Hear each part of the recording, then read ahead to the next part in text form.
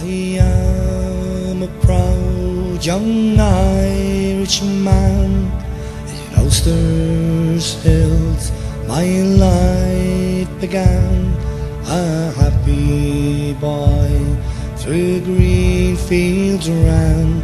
I kept God's and man's law. And welcome to the 41st anniversary of Kevin Lynch. It's a fitting tribute to Kevin's memory when so many of his friends and family continue to come together every year in Dungiven for his commemoration. Today we also commemorate Kevin's brave comrades of the 1981 hunger strike and all the martyrs who sacrificed their lives throughout the centuries of British colonial rule. The Lynch family, along with the band, have proudly hosted the annual commemoration, but it is the help and the support of the local community which make it all possible. This is a special year for the band as they celebrate their 40th year. Such an achievement this has been, and no one has been more proud of them during this time than the Lynch family. The members and former members often talk about their lifelong friendships. This is very much interwoven throughout the Lynch family, as they are one and the same. At its peak, the band membership soared to almost over 70. Most likely there have been hundreds of members over the past 4 decades. Some grew up in the band, whole families have been in the band, and there have even been a few marriages in the band. Just before the lockdown, the band boasted over 40 members, and these last few years it has been a struggle to get back out and going. A lot of commitment and dedication is needed to be a band member, so if you think you would like to try it out, please get in touch. Let's help the band stay on the road over the next 40 years.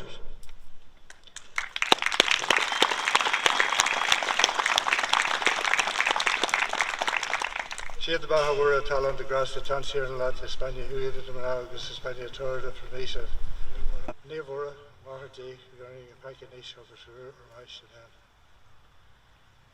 Father, Son, Holy Ghost and Goramayogad Hall. Now I'd like to welcome Dan O'Murphy from the Irish Republican Socialist Party to say a few words.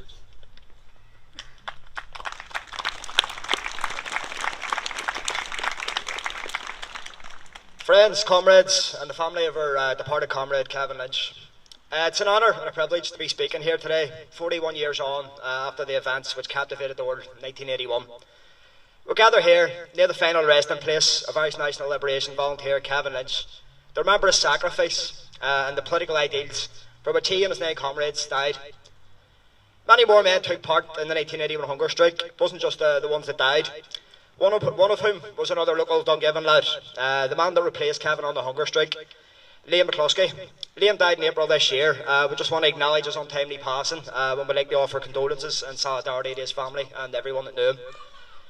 1981 was a very difficult time for our people, none more so than Kevin's family, and it's entirely appropriate that we pay tribute to their dedication to Kevin and keeping his memory alive here in Dungiven. The fact that so many turn out here year after year, it's a testament to their commitment to not only keeping Kevin's memory alive, but remembering the cause for which he laid down his life. We gather here to remember Kevin as a friend, as a brother, as a son, but also as a comrade, as a political activist, as a revolutionary soldier and a principled Republican socialist that laid down his young life for his comrades. Within the drab grey walls of Lynch, Kevin and other protesting prisoners had nothing to defend themselves with when the screws came in, dragging them off the wings for beatings and strip searches. It was a degrading and horrible existence. They were dignified and strong as they faced down the sectarian thugs of the POA and other loyalist groups that were in control of Lynch and other prisons. The hunger strikers ended up in these prisons as a result of their desire to effect real, positive and lasting political change on the island of Ireland. In particular, the NLA volunteers were fighting to establish a 32-county socialist republic with no political or military influence from Britain. Their goal was to fight for the establishment of a republic based on fairness and equality, a republic based on serving the needs of the ordinary people. Sadly, we've yet to realise these objectives, but no one said that this was going to be an instant success. And certainly, that doesn't mean that we should drop the political aspirations of the hunger strikers. They're noble and honourable goals that we, as Republican Socialists, must never lose sight of. we must continually remind ourselves of the politics of Cavan and the sacrifice that he made in the battle to achieve them. The war is for the Republic, and the war is made up of many different battles. One significant battle was against the policy of criminalisation of politically motivated Republican activists and volunteers. This battle occurred in the cages of Lynch over many years, and in the process we lost brave and dedicated men. Although they laid down their lives, their deaths weren't in vain. They ultimately prevailed in their immediate objectives. Republicans won the battle against criminalisation, but it wasn't a battle without casualties. Good men died, most notably Cavan. The 1981 hunger strike galvanised the entire community behind the men in Lynch and against the struggle for British imperialism in Ireland. Many thousands joined the fight on the outside and helped propel the war against British imperialism to new levels. People were inspired by the tenacity and the sacrifice of the hunger strikers as they shouted through their pain and suffering that the British government had no right in Ireland. They united all Republicans behind their messages, but it wasn't just Republicans. A mass movement was built on the outside, offering material and emotional support to the men inside. Cavan Lynch was a volunteer soldier in the INLA. He had a choice when he got involved in militant republicanism on which political direction to take. He chose socialism. Cavan's affiliation was to the Republican Socialist movement, and we will remember this and continue to emphasise his strong socialist principles. Principles so strong that he laid his life down in defence of them. Cavan joined the Republican Socialist movement because he believed that only socialism within a 32-county free Ireland could bring real peace and prosperity to the people of this country. And the people realised that as well. It was the plain, ordinary people of Ireland's working class, from both rural and urban areas, that stood by the prisoners. It was the men and women of no property that stood in the vanguard of the struggle. And comrades, as Cavan well knew, these are the only people upon which a free nation can be built. Friends, we're struggling not only for this generation, but for the future generations to come. For we want to pass on to them a world built on the finest values of the working class. Bobby, Francis, Ray, Patsy, Joe, Kieran, Cavan, Thomas, Martin and Mickey all died for that better world. So friends, comrades and fellow workers, in the words of Patsy O'Hara, let the fight go on. In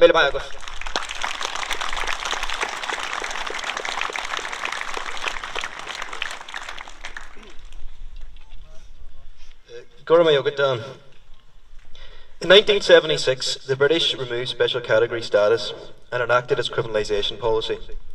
Republican prisoners responded with the most powerful series of protests: the blanket protest, 2 years later the dirty protest, and the 1980 hunger strike.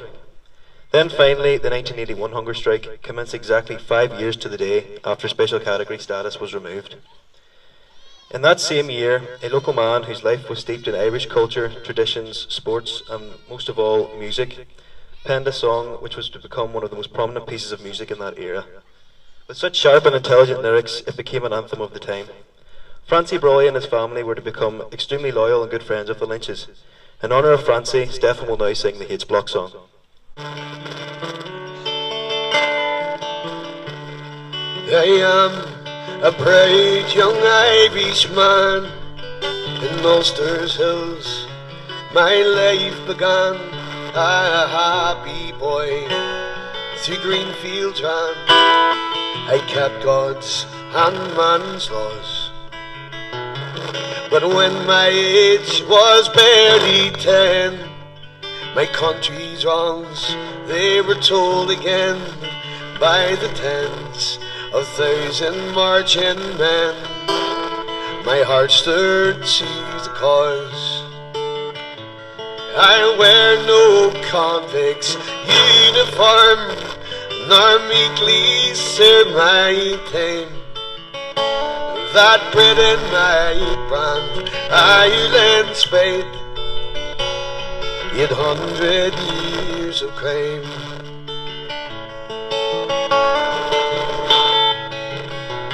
I learned of centuries of strife, of cruel laws, injustice rife, and I saw now in my own young life, the fruits of foreign sway.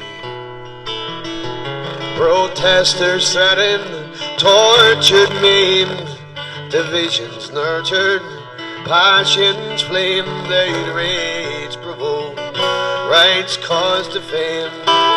This is a conqueror's way. I wear no convict's uniform, nor meekly serve my time. That bread and my brand, Ireland's fate, 800 years of crime.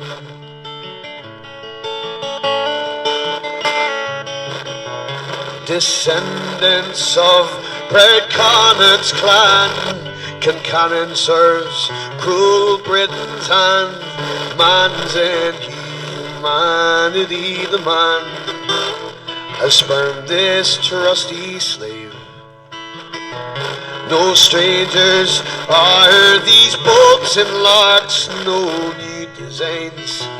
These dark hits blocks cool Cromwell lives, while Thatcher talks, the bullies they taunt the brave. Oh, I'll wear no convict's uniform, nor meekly serve my time. That Britain might brand Ireland's fate, 800 years of crime.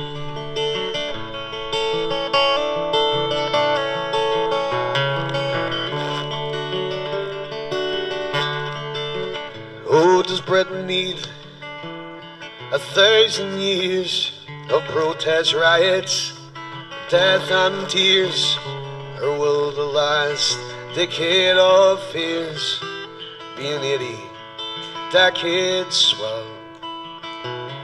And then to Ireland's agony, new hope for human dignity, or will the last obscenity be this dark age block cell?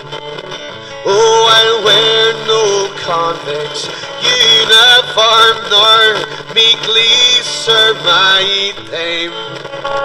That Britain might brand Ireland's fate, 800 years of crime, 800 years of crime, 800 years of crime.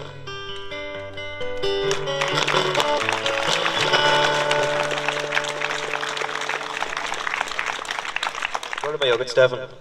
It is now with great honour I'd like to welcome Tommy McKerney to say a few words.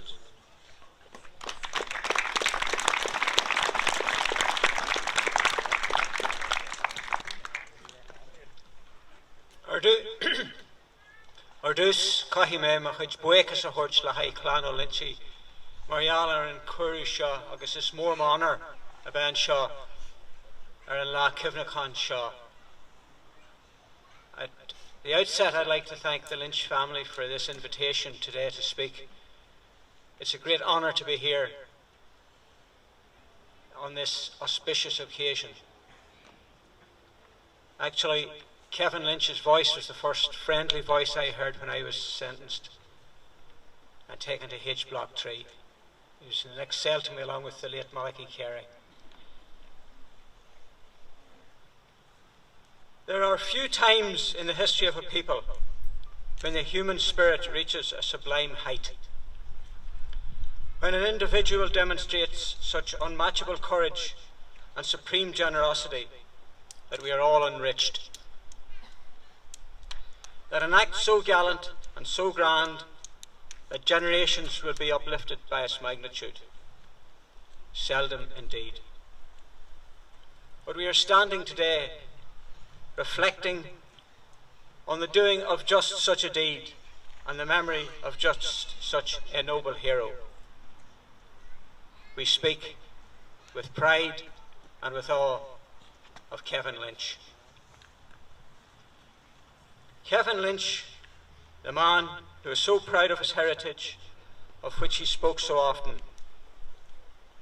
of his home in County Derry, of his home here in Dungiven town, and of this historic land of the O'Cahan and the wonderful people from which he came. How fondly too he would speak of Ben Braddon and the legends that were associated with it. And now he takes his place as part of those legends.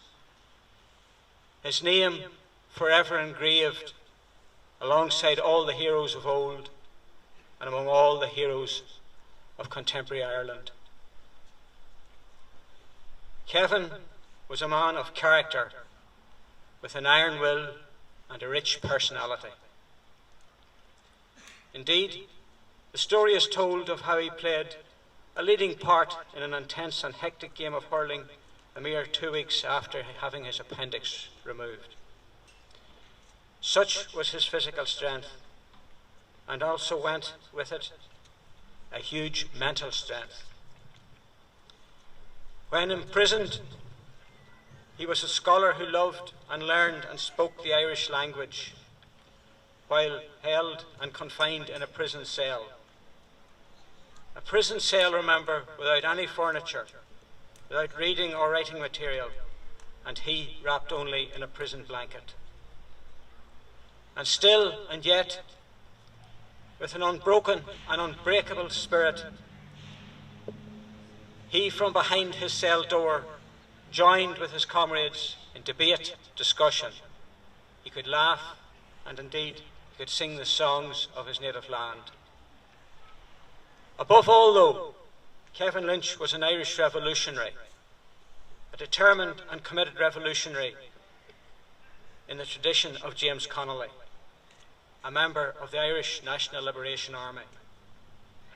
And as such, Kevin was acutely aware of what was at stake in the battle to break England's policy of criminalising Ireland's long and historic struggle for sovereignty and independence. Had Britain succeeded, it would have had an impact far, far beyond the immediate prison struggle. It would have undermined the wider campaign of resistance and allowed Margaret Thatcher to curtail the parameters for future and further Irish development. And let's remember, it was due to the heroic self-sacrifice of Kevin and his comrades, his 9 martyred comrades, that Thatcher's tyranny was thwarted. Indeed, truly, it could be said that the world did gaze with deep amaze at such fearless men but few. Because across Europe, thousands marched in support. In Milan, in Paris, in Berlin. Parliamentarians in Iran, India, and Portugal stood in silent support and solidarity. Palestinian prisoners wrote letters of encouragement, and in South Africa, Nelson Mandela, no less, noted with approval how the Irish had resisted British tyranny. Cuban President Fidel Castro spoke for many in the anti-imperialist world when he said, and I quote, "Let tyrants tremble before men who are capable of dying for their ideals after 60 days in hunger strike. It is high time for the world community to end this repulsive atrocity." At that time, Margaret Thatcher's acolytes liked to describe her as the Iron Lady. What confounded hubris was involved in that act of self-promotion? Living safely in a fortified apartment in town Downing Street, guarded by armed police, armed security staff, and the might of the British military. What on earth did it require for her to be tough? Contrast that with our heroes, held prisoner, and with nothing but conviction, their strong, unbreakable conviction that held them strong until the very end.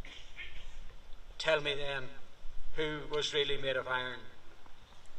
And it was this iron of our heroic men, this heart and soul, that at first foiled and then broke the British policy of criminalisation. A struggle that put our struggle on a new and global level and showed the imperialists that they had met their match, but at what a huge and enormous price. 4 decades have passed since Kevin left us. 4 decades during which much has changed. Yet we must ask ourselves the extent to which change can be equated with the sacrifice made and the vision held by those who paid that huge price for what progress we have made. Of course, on one hand, it has become increasingly obvious that the British ruling class has little interest in remaining in the 6 counties. We would only consider how seldom the North was mentioned during the Tory party leadership contest. At the same time, unionism is fragmented and in disarray, and is always so right-wing and reactionary that it is incapable of doing anything other than to say no, in spite of the clear evidence that the clock is ticking down on its time and that a new day is dawning. Nevertheless, and in spite of that, our island remains partitioned, with Britain controlling one part and a spineless coalition in office in Dublin, fearful that the inevitability of profound constitutional change will discomfort or dislodge it and their well-heeled supporters. Because, make no mistake, friends and comrades, make no mistake about it, change is coming to both jurisdictions on this island. The border, partition, will go, and with it will be swept away the failed administrative apparatuses currently in charge in Dublin and Belfast. The driving force for change will emerge from within that powerful and unstoppable section of society, the working class. It will emerge by a people inspired by those who in the past dared to hold a vision of a new and better future for Ireland and its people. Those who would settle for nothing less than the emancipation of the Irish working class. Those who defied the odds and stood against a brutal, blood-stained empire. Those who, like Kevin Lynch, raised up a people and fortified them with the enormous courage he himself has so conspicuously displayed. Before concluding, it is important to pay tribute to the magnificent family from which our hero Kevin Lynch emerged. We must pay tribute to his parents, Paddy and Bridie, now sadly deceased, also to his late brother and sister, Patrick and Mary, and to Kevin's other brothers and sisters, Bridie and Jean, Michael, Francie and Gerard. May I also extend my sympathy to the families of the late Liam McCluskey and Sean Kyle, who were charged along with Kevin in 1976. Kevin, comrade, you have walked the hard, long road and are now you are part of history. You have left us with a glorious heritage, but a daunting challenge to build the only fitting monument worthy of your sacrifice and that of your comrades, and that is an independent, sovereign Irish Workers' Republic. That, comrades, we must pledge ourselves today and reassert our commitment to pay that tribute to Kevin and the other martyrs in this struggle, that we never stop until we achieve liberation and the Workers' Republic. Sleep well, comrade. You are with the heroes now, and you shall be forever. Amask na lekra leg kujo, gramil magav.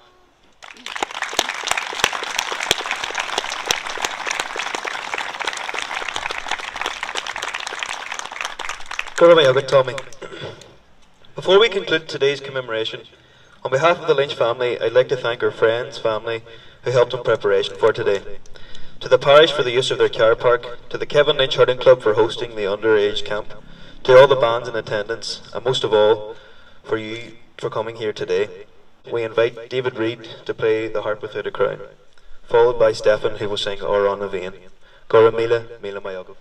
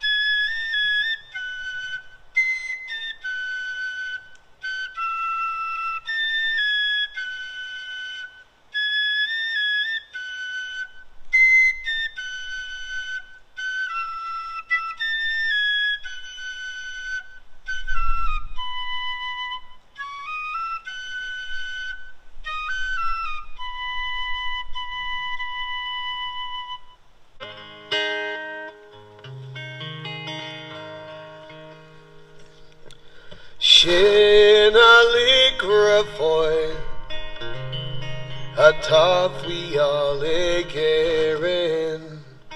Wind our sleigh, her chandirani cool, hey wet be seer, shantir, our shin cheer faster.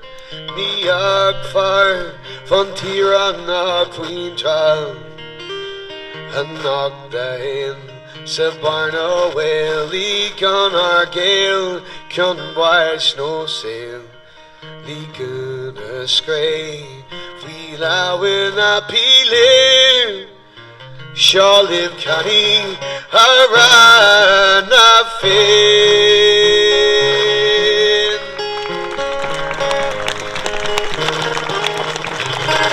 Kom jullie mee, over.